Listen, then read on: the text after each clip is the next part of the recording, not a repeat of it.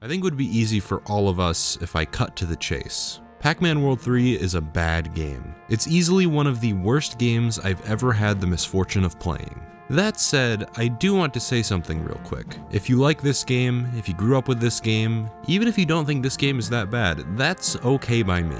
In fact, if you can find pleasure in this game where I can't, that's wonderful. I didn't want to dislike Pac-Man World 3. I went into it with an open mind. Sadly, my tolerance isn't high enough for this hot mess. I'm gonna rip off Clement's Sonic 06 rant and start off with the few universally positive elements the game has going for it. First off, I adore the dialogue. It's a bit strange to adjust to Pac-Man having a voice now, since I always imagined him a mute, but I love his voice actor. This is really hard to explain, but the inflections and line delivery of his voice actor fits Pac-Man's face. He's always got this huge smile on his face, which makes him seem like a bit of a snarky hero. He's usually positive about everything, but he isn't afraid to make fun of situations that seem silly to him. He represents all of my favorite character attributes of Sonic the Hedgehog. Playing off Clyde, Pinky, Orson, and Irwin had me laughing out loud on more than one occasion. I love how casually Clyde and Pac-Man insult each other, yet are cool enough to help each other out. Clyde also has a really fitting Jersey-ish accent to fit with his brute personality. Orson is geeky and ends up telling Pac-Man what to do all the time, but it's usually in a funny way. Either Pac-Man will have an interesting rebuttal that'll spark Orson to follow up,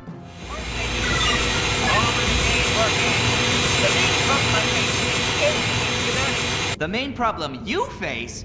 Orson, I'm busy. Call back later. I've got a couple of worlds to save. or Orson will hide information, like when there's a bomb at the top of a tower and Orson tells Pac-Man it's a bonus so as not to worry him. From above you, as if there were some huge, immense, gigantic, a huge, gigantic, immense,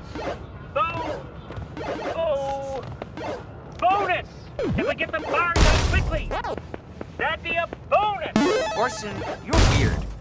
When they get to the bonus, Pac-Man actually thanks Orson for not telling him about the bomb or he would have panicked. I love how naturally Pac-Man will shrug off everything. He never seems to be in distress. He has total confidence he's gonna save the day, as much as the player will always have total confidence in him. It makes him extremely likable, and Irwin is a fantastic villain. He acts a lot like Eggman or Dr. Nefarious, albeit I prefer them over Irwin. I think a more apt comparison is to Tachyon from Ratchet & Clank Future Tools of Destruction. A small alien guy who wants to take over the world and builds his robot army to do it, and talks about how he wants to have statues erected in his honor because it makes him look taller. His dialogue is pure gold most of the time. I do wish Inky, Blinky, and Pinky had more screen time. Despite using Pinky for almost all of the game, she only has dialogue near when you recruit her. For some reason, once you get Clyde, she practically vanishes. She doesn't get any clever dialogue between her and Clyde, or her and Pac-Man, or even her and Orson. She just disappears from the story for seemingly no reason. In contrast, Clyde is around all the time after you get him.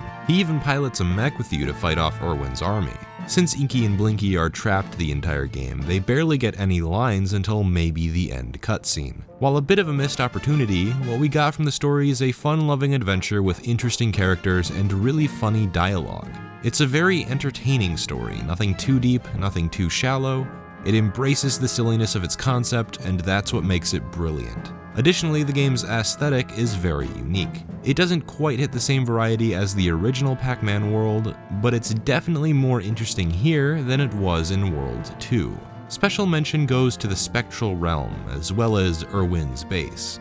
Yes, so that's kinda it. The rest of the game is either mediocre or just plain stupid. If you aren't looking for negativity, this video isn't for you. I suggest we start with the history behind the development of this game. Once again, the dev team has been switched around, except this time it's much more substantial. Namco brought on a new dev team to work on it, meaning none of the developers of the original game remain. You can imagine the effect this would have on the final product, but let's not make assumptions here. At the very least, we can assume the product will likely be different than what we're used to coming off the previous two, much like World 2 was different from World 1. Blitz Games were hired for the project, and their catalog of game design excellence includes Zapper, One Wicked Cricket, Action Man, Operation Extreme, Karaoke Revolution Presents American Idol, Long story short, this dev studio is usually contracted to make games for popular IP. Unsurprisingly, they aren't good.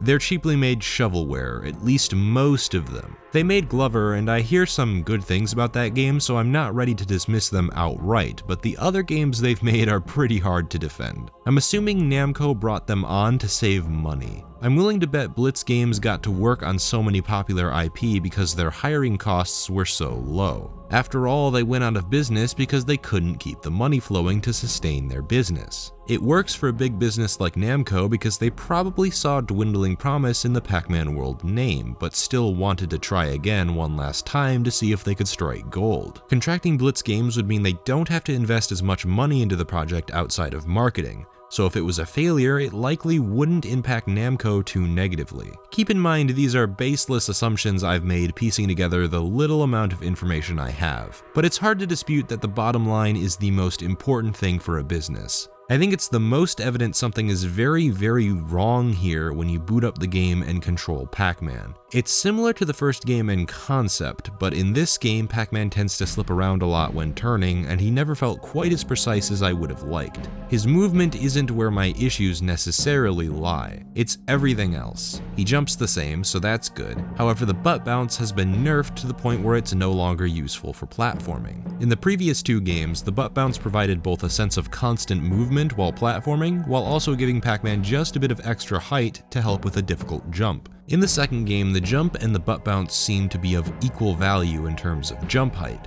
The difference is that in both the first and second game, you could butt bounce infinitely if you wanted to, which is great for landing just where you need to in the middle of a jump. In World 3, the butt bounce actually has a shorter jump arc than the regular jump, and you can only use it 3 times before the combo ends and you have to begin again. What they've done is relegate the butt bounce to a move Pac-Man can still use to press buttons, but works for a normal combo during a fight. It was hard for me to adjust to the jump height difference, and there's really no reason the jump height shouldn't have been the same or even higher than the normal jump. All it ends up doing is painting the butt bounce in a bad light. The butt bounce is also helpful in showcasing how pointless the combat is. Your options in combat are to do a 3-punch combo or a 3-butt bounce combo. You can't weave the two together in any meaningful way. You either commit to one or the other, and if you want to switch to the other combo, you'll have to stop what you're doing and then do the startup for the other combo. This essentially means fights will play out like this one.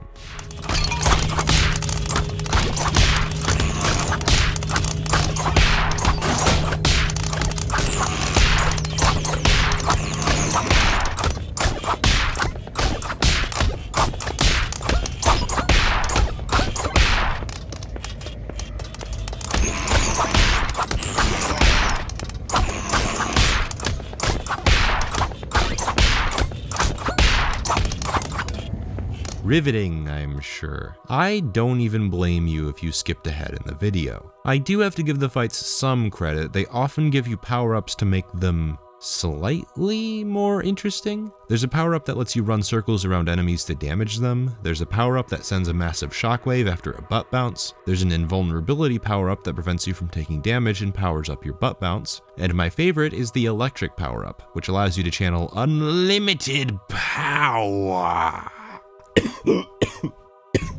Shit. I mean, the power-up is at least cool visually, but in practice, all you do is hold the B button, sit there, and watch the enemy slowly die. The power-ups do offer you something to do other than mash the B or A button until you develop carpal tunnel, but that gameplay variety isn't enough to make the combat engaging, unless you like running circles around enemies or pressing the A button over and over again at a slightly slower rate. I am kinda glad they exist though, because without them, fights would last unbearably long. My least favorite enemies in the game are the mechanical spiders, because they represent the single biggest issue with the combat. A lack of combos against enemies that spawn so frequently and take so much fucking damage. The mechanical spiders take around 5 full combos to kill. They don't show up infrequently either. I'd say about 30% of the encounters will be against these fucking spiders. The other enemies take about 2 or 3 combos to kill, but it's the amount of enemies you're fighting that frustrates me to no end. In every single fight, just when you think you've had enough, another enemy or 2 will spawn. Then after beating them, another 2. Maybe another 2 if you're incredibly unlucky. The The fights feel like they never fucking end. Whenever I saw an enemy in this game, I did my best to walk past them, and luckily there are a few sections where you definitely can. Unfortunately, about half the game or more pit you against enemies that you need to kill for one reason or another. Maybe they drop a key, or they make it a bitch of a timed rev roll on a switch to open a door. Which, I'll inform everyone, is made incredibly long just so you have enough time to get hit by an enemy while you're opening it. If they can hit you, that is. Funnily enough, the robots don't have the best aim in the world. They couldn't even make the mech fights interesting because they're a walk in the park. You just spam attacks and never die. You spam your spinny arms or have Clyde blast his spook waves at enemies and just walk around. Not only is it anticlimactic, but oh my god, is it fucking boring. Watch this. How is this fun?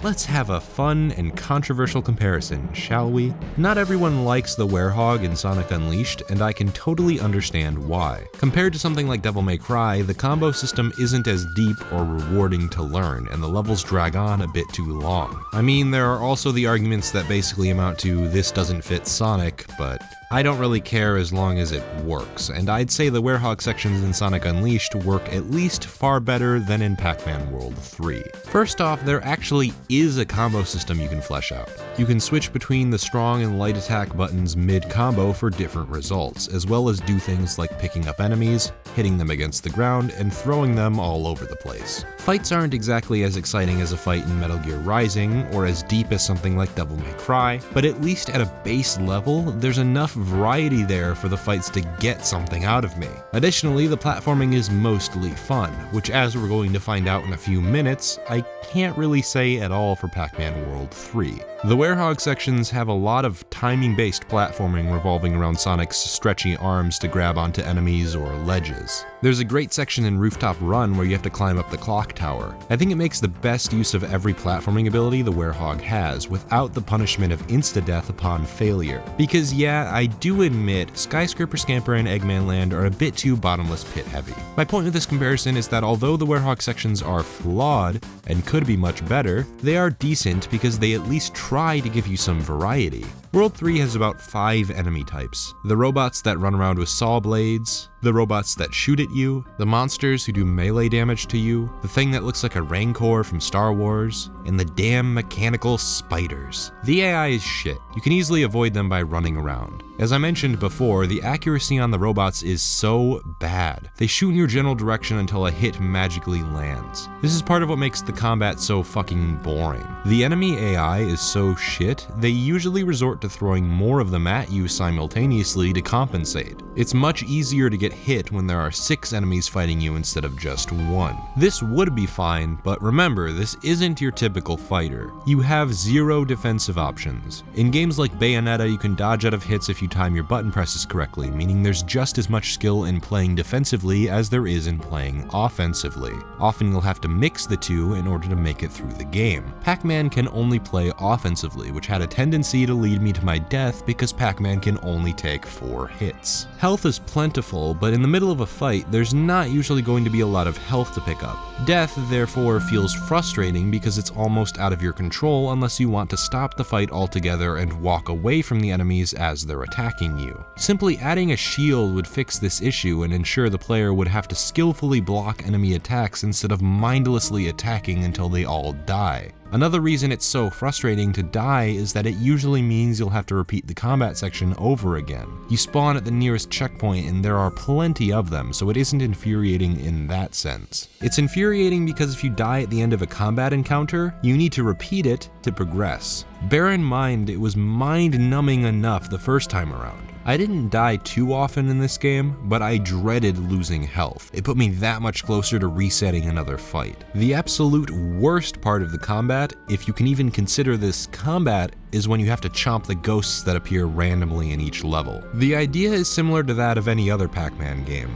Get a power pellet, go eat the blue ghost. The problem with the sections is that power pellets have a spawn timer, meaning you could potentially go for a while without seeing one. They're so easy to spot, the sections feel like a cakewalk. The major reason they suck is because a power pellet will only turn a ghost blue if they've spawned out of the vortex. They place a cap on the amount of ghosts that can be out at any given time. You usually fight around 10 or 12 of them, and they seem to put the limit at about 3 or 4. Once you deal with one wave, the next will spawn in, and if you get the pellet too early, only a few of the next wave of ghosts will turn blue so you can chomp them. As if it wasn't bad enough watching Pac-Man run to opposite ends of giant arenas to get rid of the fucking ghosts, you might have to wait around for a pellet to turn every ghost blue instead of just a few, and that staggers the ghost phases, making the encounter last that much longer. They appear 2 or 3 times a level, and every time I saw that fucking vortex, I wanted to kill myself. This part of the game, the combat and the ghost hunting, are the worst bits of the game bar none. They take up maybe a bit more than half of the experience, and it's horrendous. The bosses are a joke. There are 2 of them, and they both play out the exact same way. You run over to 4 Rev-Roll platforms across a huge map, activate them, then the boss is vulnerable, land a couple of hits before it raises its shield, repeat. Maybe dodge some beams or missiles along the way. The fights last forever, and there's really nothing to think about when you're doing them. You could try to dodge the projectiles, but dying has 0 consequence. When you respawn, the boss's health bar will stay where it is. All you have to think about is running around to the correct areas in a painstakingly slow fashion until it's over. And you have to do this 2 times. The second time around is even longer because the boss has an even bigger health bar. Ironically, the final boss is the pinnacle of what the game has been teaching you all along. Don't think, just go. Do something. It can't be all bad though, right? We still have platforming to go over. Look at it this way. World 3 is succeeding 2 great platformers. It has to be good at its platforming, right? Well, it isn't. The platforming is terrible because of how simple it is. Can you jump? Congratulations, you will beat Pac-Man World 3 with absolutely no difficulty. Jump over incredibly small gaps, maybe walk across disappearing platforms even though they stick around long enough that it doesn't fucking matter that the platforms are disappearing. Can you jump at a wall and climb it? Can you hold right on a pole and jump across without waiting for Pac-Man to be close to where he needs to jump? It's alright, just hold a direction and Pac-Man will magically jump in that direction of the pole in mid-animation. Can you wall jump? No stakes involved here, just jump at a wall, spam B, you're at the top. Brilliant. Let me be clear, I don't think every game needs to be Dark Souls. I appreciate the difficulty of Dark Souls, but games can simply be challenging and still be fun. Super Mario Galaxy can be moderately challenging, and that's part of what makes it fun to play. All it requires is the game mix up some of its platforming elements while gradually making them more difficult, so there's a clean curve testing you as you progress. Pac-Man World 3 has exactly 1 section where 2 elements of the platforming intersect. It's this one, with the disappearing platforms mixed with wall jump platforms. Normally the disappearing platforms stick around for so long it isn't a question as to whether you'll get across in time. However, with the simple addition of the wall jump, which on its own isn't mechanically complex in any way, suddenly becomes a bit of a challenge. You need to think on the fly because the ground under you isn't going to stick around forever. So you piece it together in your brain that you need to quickly jump on the platform that just appeared out of nowhere so you can wall jump onto the next set of disappearing platforms. Since you can't see the platform until you're close to it, it forces you to make an on-the-spot decision with just enough time to react that it's your fault if you don't piece it together in time. This is a challenge, even if it is a simple one. This is level design 101, and the rest of the game doesn't follow suit. There is so much goddamn waiting in this game. Do a thing, wait for this platform to come to you, then wait for the platform to carry you across a ridge or something, wait for this fire to stop spewing, wait for this door to open while you rev roll, wait.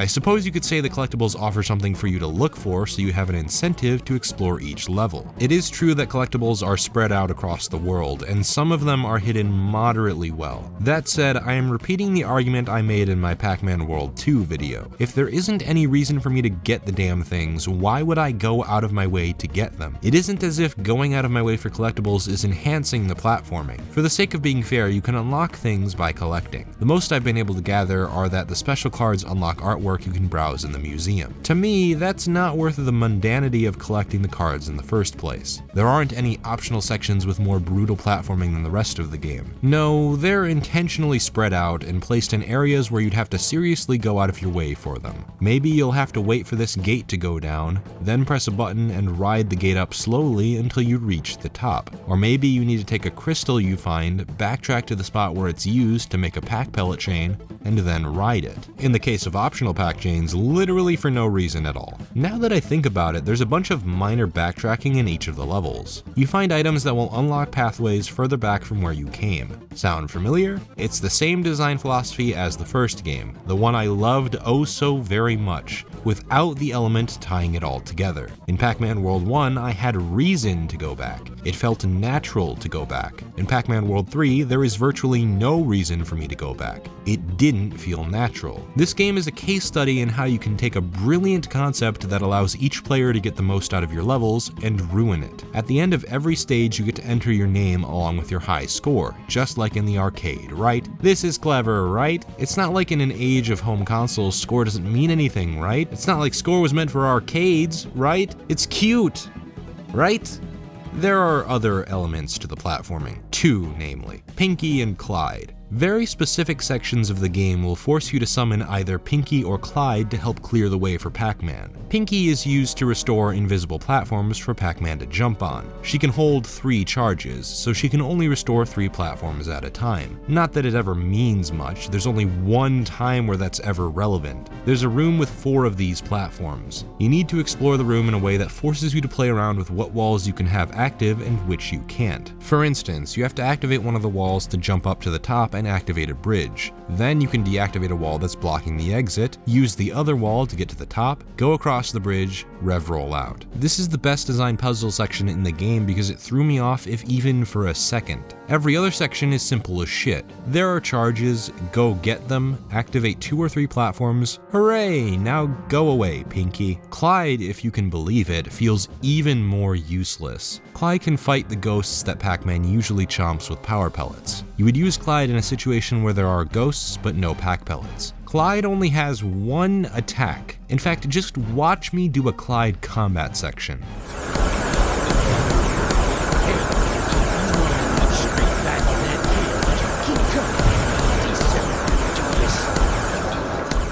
I don't really think I need to belabor the point any further. This is garbage. You can also collect charges to knock down parts of the environment to make bridges. Hooray. Totally necessary mechanic. The ghosts are fucking useless. They are the definition of padding. Have Pinky platform across 3 platforms to activate them all, go back to Pac-Man so you can repeat the same easy as fuck platforming challenge over again. Maybe if they had been puzzles, if there was more thought involved when playing as them. That one Pinky section I mentioned had potential, it was cool. If the ghost sections had been like that, I'd have been happy to play them. As it stands, they are tedious, completely pointless inclusions that serve to artificially increase the game's length. Really, that's the crux of the issue. I mean, I could talk about the lack of technical polish. The game has a lot of bugs, that's for sure. Sometimes music will just stop playing out of nowhere. Platform's solid enough even for you.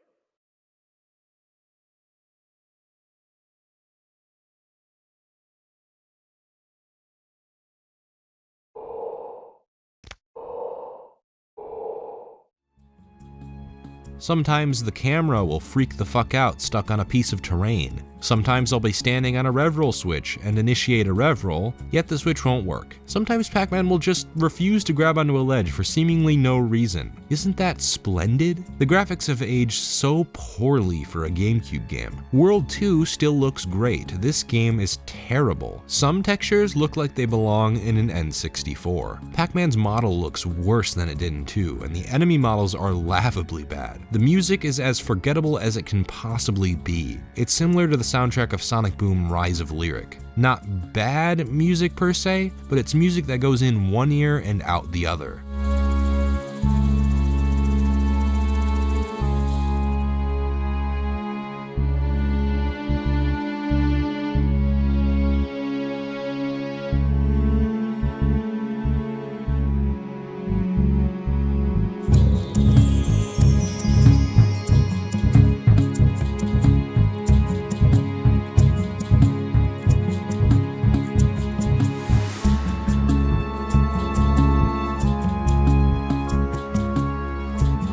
Audio balancing wasn't even a consideration. Music often overpowers dialogue, and some sound effects are way too loud. That buzzsaw, someone just shut it up, stop making noise! Yeah, that stuff is bad. Lack of polish, lack of any good music or graphical fidelity, that stuff sucks. The only appealing parts of the game to me are its characters and dialogue. It's important for me to emphasize though that the gameplay will often make or break the experience for me. A game could have an incredible world, awesome music, amazing visual fidelity, but if it isn't fun to play, it's a waste of my time. That's bad. Pac-Man World 3 isn't bad because of a lack of technical polish or bad music or unappealing graphics, although that does play a part in it. It's bad because it is, quite frankly, a 7 or 8 hour waste of human life. Every mechanic in this game is meant to waste time. The combat wastes time, the platforming wastes time, the ghosts waste time. I could have watched the entirety of the dialogue in about 10 minutes on YouTube and I would have gotten everything I needed out of this game. That is the core issue.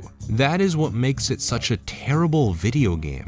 By its nature, it's interactive. You input commands and the game responds to those commands. But when none of the commands are complex, the only thing the game amounts to is work. Like inputting lines of code into a project you won't ever get to see, because it isn't going into anything meaningful. Games are supposed to be an escape. Anything that reminds me of the mundanity or frustration of everyday life wins an award from me for being one of the worst video games of all time. Unfortunately, that's where Pac-Man World 3 stands for me. That's a damn shame. The third in a line of platformers I generally enjoyed. 2 had some issues, sure, but it was still solid. I had fun with it. I could see myself replaying both 1 and 2 in the future. Something went horribly wrong with 3. Too many ideas, too much pressure from the publisher, or simply incompetence. I don't know what happened. I don't hate the devs for this or anything. After all, it's just a piece of entertainment. I'm sure they really did try their hardest to make a game that would appeal to at least their core demographic. I'm just sad that such a huge blunder had to succeed 2 games I really enjoy. There was potential to improve the formula of the first and second game, a chance to mix together what made both of them so great. Solid platforming, solid collectathon elements, and solid visual set pieces to make the platforming both mechanically and visually interesting. This game had the potential to be one of the best platformers ever made. I'm not saying I went into it thinking that, since it's not fair to do that. If anything, I went into this game with low expectations and still came out incredibly frustrated. Pac-Man World 3 is just bad. That's all there is to it. Thus ends another retrospective. It's not exactly the end everyone probably wanted, but it's important to remember we are 2 for 3 here. 3 is a dumpster fire, but 1 and 2 are quality platformers. They may not have had a successor that realized what they both did right, but they do still exist and do still exhibit some of the best qualities a platformer could have. I'm glad I got around to doing this retrospective. I found one of my favorite platformers as well as one of my least favorite platformers, and even found out a game from my childhood still holds up pretty well. At the very least, I learned something along the way, and I hope you did too. I hope you agree with me, but if you don't, feel free to leave a comment below. I'm always willing to have a discussion about anything. All you have to do is ask. If you liked the video, feel free to give it a thumbs up, and if you didn't like it, feel free to give it a thumbs down. All I ask is that you tell me why you liked or didn't like it so I can take that feedback and improve myself, my content, and my channel. Thank you for watching. My name has been KingK, and I certainly hope you have some well-deserved fun today.